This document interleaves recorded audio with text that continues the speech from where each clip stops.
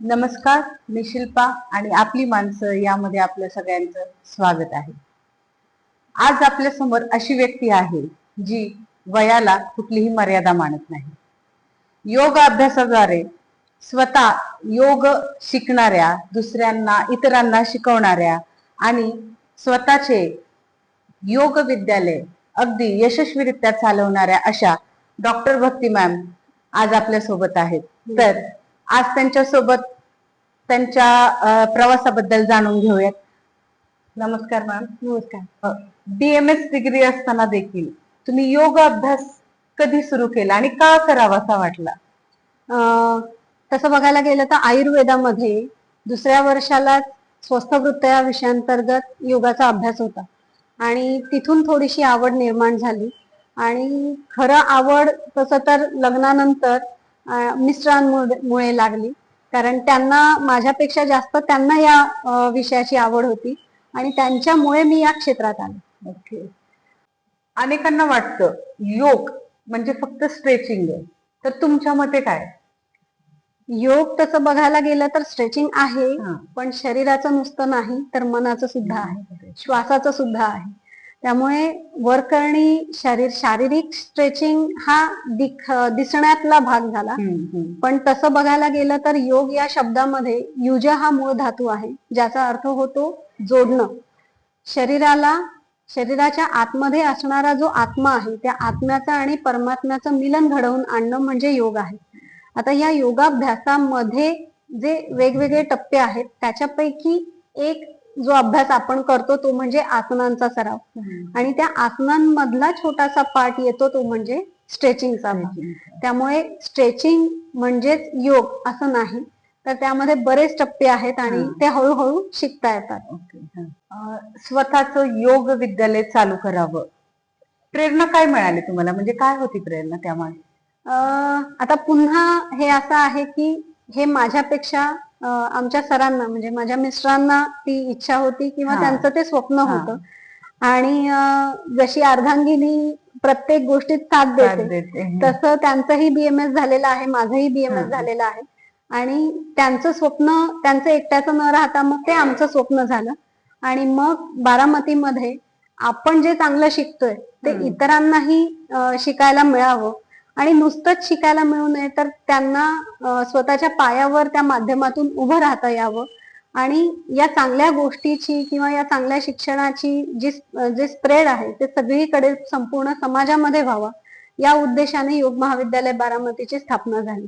आणि आता सांगायला अभिमान वाटेल की बारामतीमध्ये कोणताही योगा क्लास तुम्ही जरी बघितला तरी त्या योगा क्लासमध्ये आमच्याकडून उत्तीर्ण झालेले विद्यार्थी आहेत किंवा ते स्वतः तो क्लास चालवत आहेत. खूप छान. विद्यालय चालवताना सर्वात मोठी अडचण कोणती आली? तसं तर अडचणी आणि माणूस याचं मध्ये बरोबरचं चिन्ह असतं. त्यामुळे आणि कसं असतं, एखादी गोष्ट जर आपल्याला करायची असेल आणि अगदी मनापासून करायची असेल तर त्या अडचणी काही फार वाटत नाही. आणि पातंजली योगसूत्र हा योगावरचा जो मुख्य ग्रंथ आहे महर्षी पतंजलींनी लिहिलेला, तर त्याच्यामध्ये त्या अडचणी सांगितलेल्याच आहेत, त्या आपल्या आयुष्यात असणारच आहेत. पण जे ध्येय आपलं आहे ते ध्येय जर का निश्चित असेल तर त्या अडचणी काही फारशा वाटत नाहीत असं मला वाटतं. आणि आपण जेव्हा एखादं चांगलं काम करतोय, चांगल्या ध्येयाने जेव्हा झपाटलेलो आहोत, तेव्हा आपोआप तुम्हाला विश्वातून मदत ही मिळत जाते. आणि देवाच्या कृपेने आणि त्याच विश्वाच्या कृपेने करावागज येथे आता योग महाविद्यालय बारामती पुढचं बांधकाम सुरू आहे. 3 एकर जागा घेतलेली आहे आणि तिथे आता पुढे बांधकाम आपलं सुरू झालेलं आहे. योग विद्यालयामध्ये जे विद्यार्थी येतात, सगळे तरुण वर्गच असेल, तर मग त्यांच्यामध्ये तुम्हाला काही बदल जाणवतो का? तरुण म्हणण्यापेक्षा आमच्याकडे मिक्स पॉप्युलेशन राहतं. काही, माझं वय आता 42 पूर्ण आहे, काही माझ्यापेक्षा लहान वयाचे असतात, काही समवयस्क असतात आणि काही मोठे सुद्धा असतात. कारण योग महाविद्यालय बारामतीमध्ये डिप्लोमा इन योगा, MA योगशास्त्र आणि आयुष मंत्रालयातर्फे जे YCB योगा सर्टिफिकेशन बोर्डचे जे वेगवेगळे कोर्सेस आहेत ते देखील चालवले जातात. त्यामुळे प्रत्येक एजचे स्टुडंट्स इथे असतात. विद्यार्थ्यांमध्ये कोणताही कोर्स जरी केला तरी मुख्य बदल विद्यार्थीच सांगतात विद्यार्थी की कोणताही कोर्स, विशेषतः एम ए योगशास्त्र करण्यापूर्वीचे आम्ही आणि एम ए योगशास्त्र झाल्यानंतरचे आम्ही, पर्सनॅलिटी मध्ये जो काही फरक होतो तो त्यांचा त्यांनाच जाणवतो. इव्हन डिप्लोमा सुद्धा वर्षभर जेव्हा मुलं इथे येतात, अभ्यास करतात आणि सतत लेक्चर्स किंवा वेगवेगळ्या विषयांचे म्हणा किंवा वेगवेगळ्या शिक्षकांचे, केवळ तो विषय शिकवणं किंवा केवळ त्या विद्यार्थ्यांना पदवी देणं हा उद्देश नाही, तर एक सुजाण नागरिक तयार करणं आणि नेमकं मनुष्य म्हणून जगताना आपल्यामध्ये काय बदल झाले पाहिजेत किंवा काय चांगले बदल आणले पाहिजेत हे सुद्धा त्यांना सांगितलं जातं. त्यामुळे मी किंवा सरच नाही तर जो काही संपूर्ण शिक्षक वृंद आहे हा संपूर्ण त्याच पद्धतीने विद्यार्थ्यांना तयार करण्यासाठी प्रयत्नशील राहतो आणि त्याचा फरक निश्चितच विद्यार्थ्यांना जाणवतो आणि विद्यार्थीच त्याचा फीडबॅक देतात. स्त्रियांचा हा खूप जिव्हाळ्याचा प्रश्न आहे. म्हणजे सगळे संभ्रमात असतात, अगदी 40च्या आतले आणि 40 नंतरचे देखील. तर PCOS आणि PCOD तरुणाईला भेडसावणारी खूप मोठी समस्या आहे. तर काय सांगाल त्याबद्दल? सध्याचं जे राहणीमान किंवा बदललेली जीवनशैली जी आहे ना, ती सगळ्यात महत्वाचं कारण आहे या आजारासंबंधी. PCOD किंवा PCOS, पॉलिसिस्टिक ओव्हरियन डिसीज किंवा पॉलिसिस्टिक ओव्हरियन सिंड्रोम हा जो आहे हा हॉर्मोनल आजार आहे आणि त्याच्यामध्ये सगळ्यात महत्वाचं जे आहे ते म्हणजे आपली आहारशैली आणि आपलं जीवनमान याच्यावर सकारात्मक बदल घडवून आणणं, जो आपण म्हणू रामबाण उपाय आणि मूलभूत उपाय आहे. आणि त्या जीवनशैलीमध्ये सध्या आपण सगळ्यांनीच बाजूला ठेवलेला योगाभ्यास किंवा व्यायाम प्रकार हा त्याच्यामध्ये इन्क्लूड करणं खूप गरजेचं आहे. कारण त्याच्याशिवाय म्हणजे कोणतंही औषध हे तेव्हाच काम करेल जेव्हा शरीर साथ देईल. बरोबर आहे, पण तरी देखील अजूनही स्त्रिया व्यायाम करायचं म्हटलं की नाही मला खूप काम आहे, मग दवाखान्याची पायरी चढायला तयार असतात, पण योगासन किंवा व्यायाम हे करू वाटत नाही. मग यावरती स्त्रियांना काय सांगाल? त्याच्यामध्ये 2-3 कारणं आहेत बरं का. जसं मघाशी मी सांगितलं की पातंजल योगसूत्रामध्ये अडचणी सांगितलेल्याच आहेत आणि मनुष्य असला की त्या अडचणी असणारच आहेत. त्यांना अंतराय असं म्हणतात. म्हणजे योगाभ्यास करताना जाणवणारे अंतराय की हे तुम्हाला जाणवणारच आहे. व्याधी, स्त्यान, संशय, आलस्य, अविरती, प्रमाद, अलब्ध भूमिकत्व, अनवस्थित तत्वानी असे 9 अंतराय सांगितलेले आहेत. त्यातला मला वाटतं सगळ्यात महत्वाचा मोठा अंतराय म्हणजे आलस्य हा आहे की ज्याच्यामुळे कबीर म्हणतात ना, संत कबीर की आज कल करे सो आज कर, आज करे सो अब. त्यामुळे वय हे बंधन नसतं. त्यामुळे आजपासूनच मी सुरू करेन हा जेव्हा निश्चय त्या करतील ना, तेव्हा निश्चितच त्यांच्या आयुष्याला एक वेगळं वळण लागेल किंवा ह्या ज्या सगळ्या अडचणी आहेत त्या निश्चितच दूर होतील. दुसरं एक महत्वाचं अडचण किंवा जे काही पेशंट आमच्याशी चर्चा करतात त्याच्यातून असं निदर्शनास आलं की योगासनांच्या ज्या फायनल पोस्चर्स आहेत त्या बघितल्यानंतर कधी कधी त्यांना असं वाटतं की अरे मला हे कधी जमेल का किंवा मला हे जमणारच नाही, मग हे करायलाच नको. तर तसं नाहीये. अगदी सोप्यातल्या सोपं करून आम्ही आसनं शिकवतो किंवा योगाभ्यास शिकवतो. तुमच्या वयानुसार, तुमच्या शरीराच्या आत्ताच्या स्थितीनुसार तुम्हाला कसं कोणता योगाभ्यास करणं सोयीचं आहे किंवा त्याच्यातून तुम्हाला कसा जास्तीत जास्त फायदा मिळेल हे शिकवलं जातं. इतक्या वर्षाच्या अभ्यासानंतर रुटीन योगासनं न देता त्याच्यामध्ये बरेच बदल केले गेलेले आहेत. ज्या सोप्या सोप्या शारीरिक हालचाली श्वासाला त्याच्यासोबत जोड देऊन जर का केलं तर मग निश्चितच त्याचा फायदा हा होतो. रजोनिवृत्तीवर योग, प्राणायाम हे रामबाण उपाय ठरू शकतो का? निश्चितच ठरू शकतो. कारण परत रजोनिवृत्ती म्हटलं की मेन्स्ट्रुअल सायकलचाच ते एंड आहे. मेन्स्ट्रुअल सायकल हे परत हॉर्मोन सिस्टीमशी संबंधित आहे आणि योगाभ्यास आणि हॉर्मोनल सिस्टीम यांचा खूप जवळचा संबंध आहे. कारण मध्ये मनाचा भाग आहे. मनावर आतापर्यंत कोणतंही औषध बाजारामध्ये उपलब्ध नाही की ही एक गोळी घ्या आणि तुमचं मन दुरुस्त करा किंवा मनातले विचार थांबवा.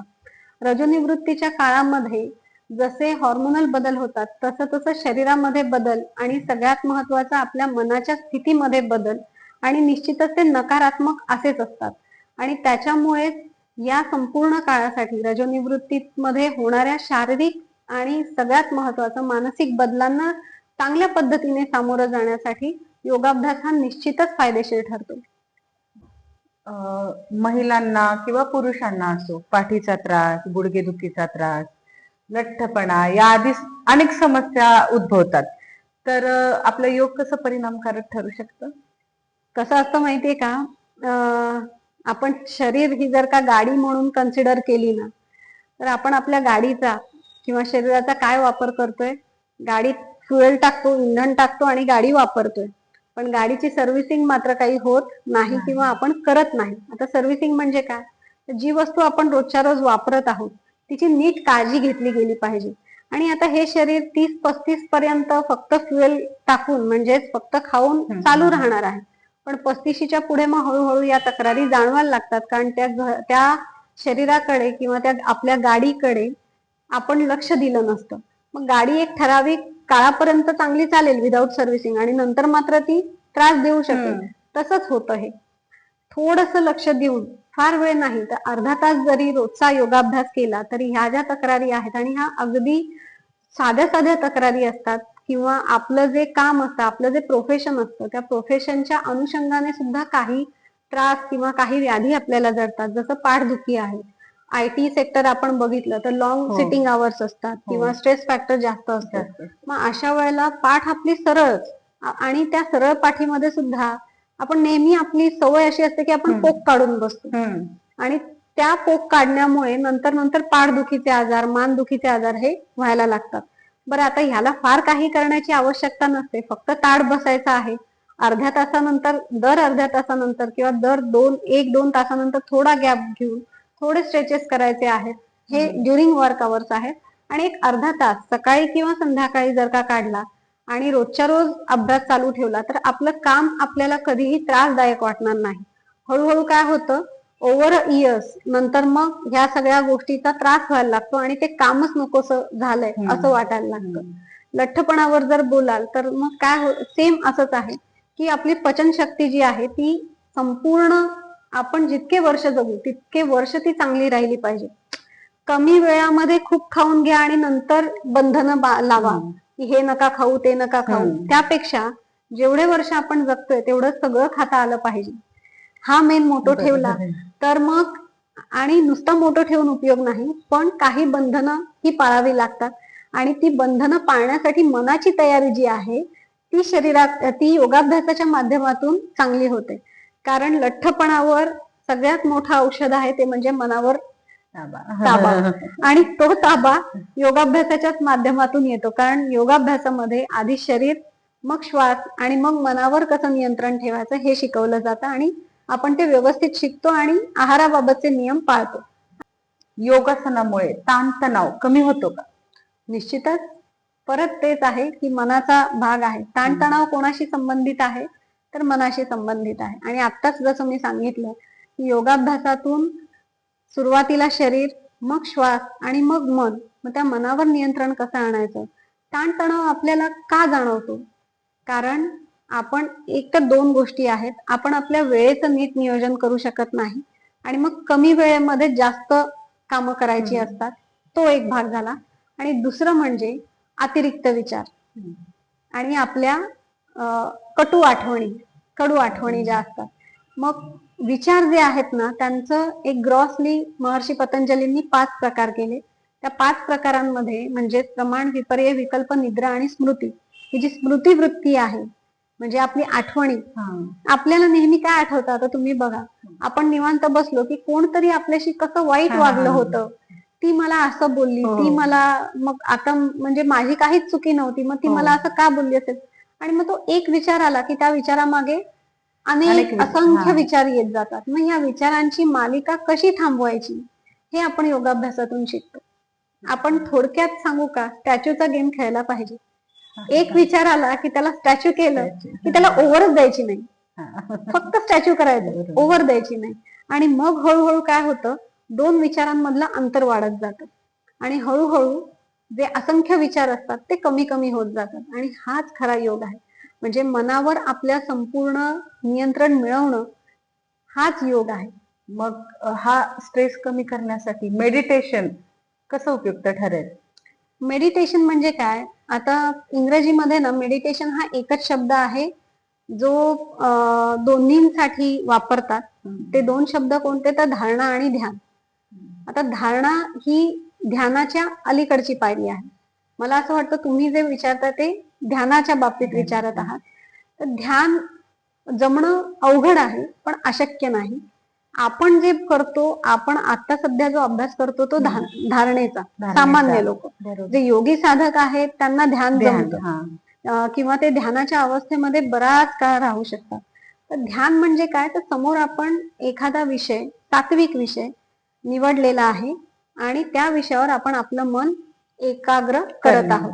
पण आपण जेवढा वेळ ते करत आहोत तेवढा संपूर्ण वेळ आपलं मन त्या विषयाबरोबर एकरूप राहिलं पाहिजे. ते झालं ध्यान. आपलं काय होतं, आपण अभ्यासाला बसलो की अभ्यासाला म्हणजे आपण समजा धारणेला बसलो तर थोडा वेळ तो विषय राहतो, थोडा वेळ आपल्या मनामध्ये तो विषय घोळतो, नंतर क्वचित असं होतं की मन भरकटतं, कुठेतरी जाऊन येतं, ही झाली धारणा. मग ही जेव्हा प्रगत होते, पण हे रोज करावं लागतं, रोजचा अभ्यास लागतो. एखाद्या गोष्टीमध्ये जेव्हा आपण सातत्य ठेवतो तेव्हा त्या गोष्टीमध्ये किंवा त्या कार्यामध्ये आपल्याला कौशल्य प्राप्त होतं. ते इथे आहे.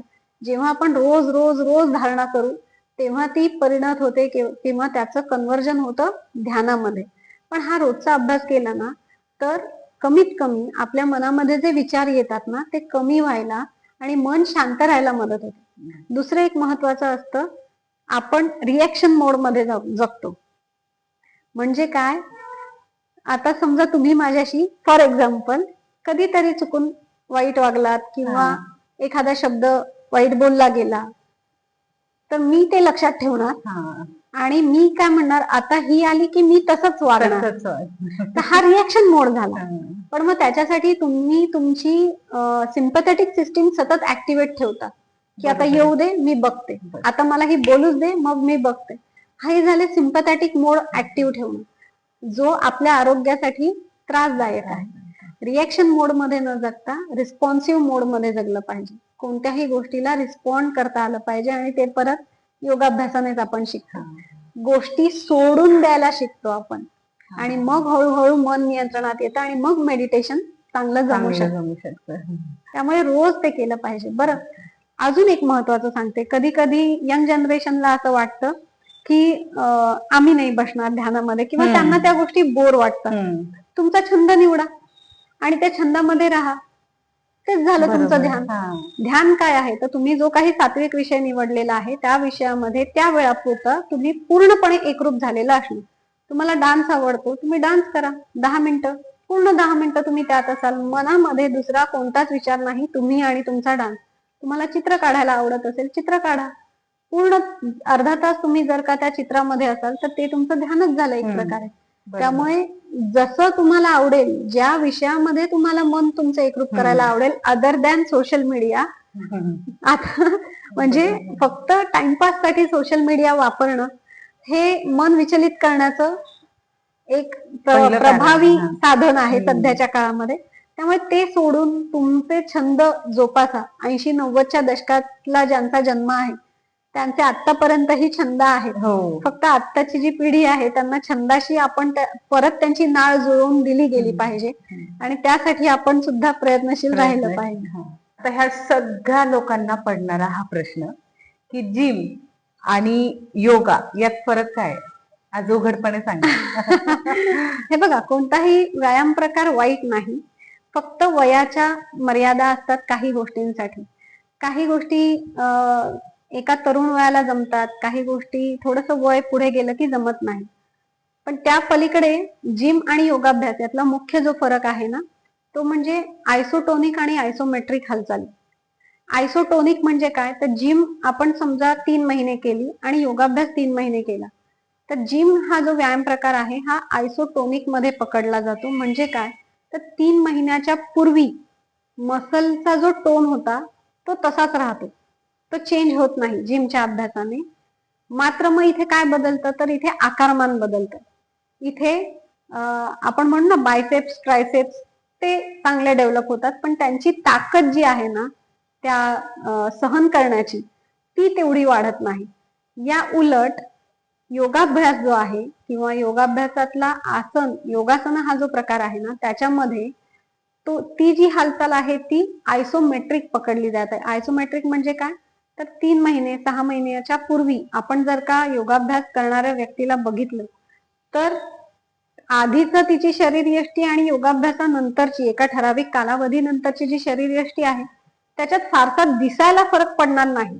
तुम्हाला त्यांचे असे बायसेप्स ट्रायसेप्स दिसणार नाही, पण तिथे टोन जो आहे, मसल टोन जो आहे तो निश्चितच सुधारतो. म्हणजे काय, तर मसल्सची, आपल्या स्नायूंची ताण सहन करण्याची जी क्षमता आहे ना ती वाढते आणि हा मुख्य फरक आहे. आणि म्हणून ही जी पाठीची दुखणी वगैरे जी आहे ती योगाभ्यासाच्या अभ्यासाने पूर्ण बरी होतात. का, कारण तिथे स्नायूंची ताण सहन करण्याची क्षमता वाढते. हा मुख्य फरक आहे आयसोटोनिक आणि आयसोमेट्रिक मध्ये.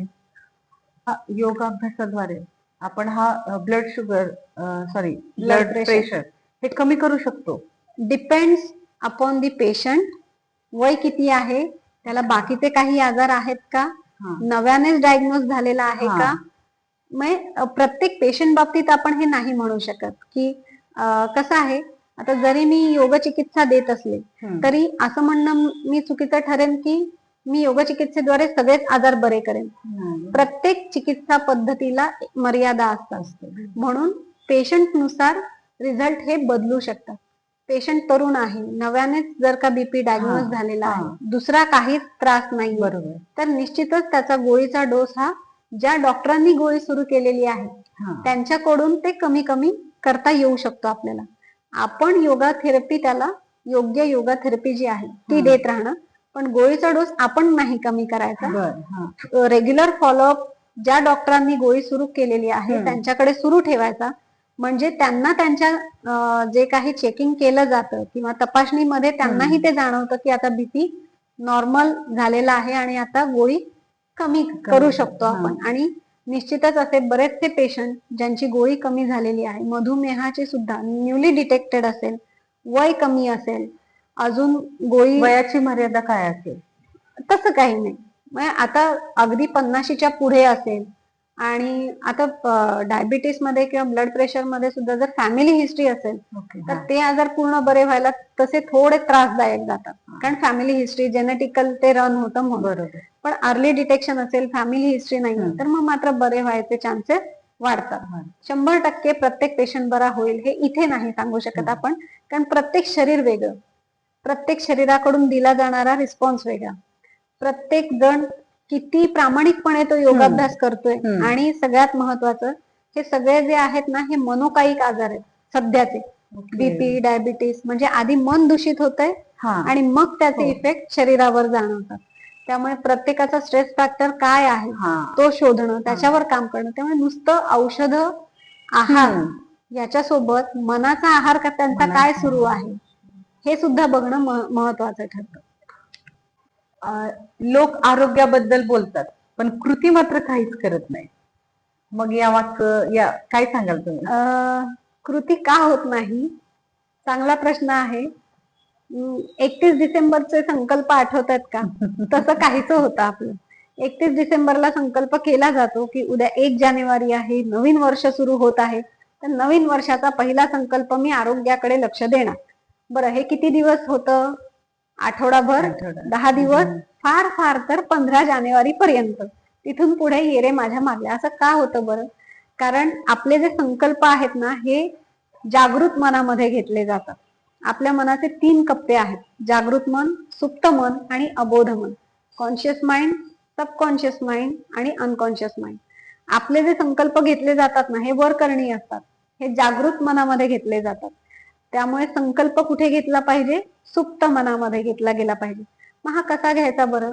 तर बिहार स्कूल ऑफ योगा, हे जे योगा स्कूल आहे, त्यांनी स्वामी सत्यानंद सरस्वतींनी बिहार स्कूल ऑफ योगाच्या योग निद्रा त्यांच्या संशोधनाद्वारे तिचा अभ्यास केला आणि आपल्यासाठी ते उपलब्ध करून दिलं. योग निद्रा जी आहे, आता त्याच्यामध्ये ऍक्च्युली निद्रा हा शब्द जरी असला तरी तिथे झोपणं अपेक्षित नाहीये, तर ते मनाची जागृत अवस्था आहे. आणि तिथे मात्र सुप्त मनामध्ये संकल्प हे घेतले जातात, जे आपल्याकडून ऍक्च्युली फॉलो केले जातात. त्यामुळे इथून पुढे संकल्प घेताना सुप्त मनामध्ये घ्यायचंय आणि योग निद्रेचा अभ्यास थोडा मध्ये आपल्या नेहमीच्या योगाभ्यासामध्ये इन्क्लूड करायचा आहे, हे सगळ्यांनी समजून घ्या. आणि तशा पद्धतीने जर का आपण संकल्प घेतले तर तो निश्चितच पूर्ण होतो. आजच्या तरुण पिढीला तुम्ही काय सल्ला द्याल योगाभ्यासाचा? आजची तरुण पिढी जी आहे, आपण म्हणतो ना की उद्याचं सुजाण नागरिक आहे, तर सगळ्यात महत्वाचं आत्ताच्या तरुण पिढीच्या बाबतीत असं झालंय की आपलं मन आपल्या नियंत्रणात काही राहिलेलं नाहीये. बरंचसं मन हे बाकीच्या प्रलोभनांमध्ये, सोशल मीडियामध्ये जास्त गुंतलेलं आहे. उद्याची चिंता नसल्यासारखं काहीच झालेलं आहे. आता ध्येय आधी तुम्ही ठरवा, कारण ध्येयाशिवाय जीवन जे आहे ते भरकटलेलं राहतं, मग रोजचा दिवस सारखाच होऊन जातो. ध्येय आणि स्वप्न ही अशी असतात की जी आपल्याला झोपू देत नाहीत किंवा रात्रीची झोप आपल्याला स्वस्थ मिळू देत नाही. उद्याची उठण्याची जी ओढ असते की नाही, मला उद्या सकाळी लवकर उठायचंय कारण मला माझं हे ध्येय गाठायचं आहे. तुमच्या आयुष्यामध्ये, आणि अगदी ध्येय खूप मोठी नसतील तरी छोटी छोटी ध्येय आधी तुम्ही निश्चित करा आणि ती पूर्ण करा. त्यासाठी निश्चितच प्रयत्न करा. दुसरं महत्वाचं आहे, जितकी जास्त स्वतंत्रता तेवढा जास्त जबाबदारी असते. हे एक वाक्य नेहमी लक्षात ठेवा. एक वय आपलं झालं, आपण कॉलेज लाईफला आलो की आपल्याला असं वाटतं अरे यार बास, आता बर्डन नको कोणाचंच, मला मोकळं सोडा. पण जेवढं मोकळं तेवढी जबाबदारी जास्त, कारण ते सगळे लगाम आपल्या हातात असतात. बेधुंद आपण जर का चालत राहिलो तर चुका या घडत राहतात. आपली 11 इंद्रिय आहेत, 11 इंद्रियांना त्यांचे त्यांचे विषय आहेत, त्यांच्या विषयांचा उपभोग घेऊ द्या, पण तुमच्या नियंत्रणामध्ये घेऊ द्या. एखादी गोष्ट खावीशी वाटली, बिनधास्त खा, पण पुढे आठवडाभर कमीत कमी मी आरोग्य माझं जपेन अशा अनुषंगाने पुढचा आहार तुमचा निश्चित करा. तसंच सोशल मीडियाच्या बाबतीत आहे. सोशल मीडिया बघू नका असं नाही सांगणार, पण वेळ जी आहे की मी 10 मिनिटं बघेन ती वेळ निश्चित करा आणि जास्तीत जास्त वेळ सकारात्मक कामांना द्या, म्हणजे एक आयुष्याला व्यवस्थित दिशा लागेल. आणि सगळ्यात महत्वाचं, आता मी योगा शिकवते किंवा कॉलेज आहे म्हणून नाही, पण इतर व्यायाम प्रकारांपेक्षा हे निवडण्याचं कारण असं होतं की या प्रकारामध्ये आपल्या शरीरावर, आपल्या श्वासावर आणि आपल्या मनावर सुद्धा आपल्याला नियंत्रण आणता येतं. प्रलोभनं बरीच असतात, बरेचसे कपडे, बऱ्याचशा साड्या, बरेचसे ड्रेसेस, मग हे कुठेतरी आपण कधी थांबावं. खरेदी करताना मग ती आपली गरज आहे का आपली इच्छा आहे, हा प्रश्न कधीतरी मनाला विचारून बघा. एक तरी खरेदी करताना असा प्रश्न विचारा की ही माझी गरज आहे का ही माझी इच्छा आहे. जिथे उत्तर येईल आणि अगदी प्रामाणिकपणे की ही माझी इच्छा आहे, ती एक खरेदी थांबवून बघा, जमतंय का बघा.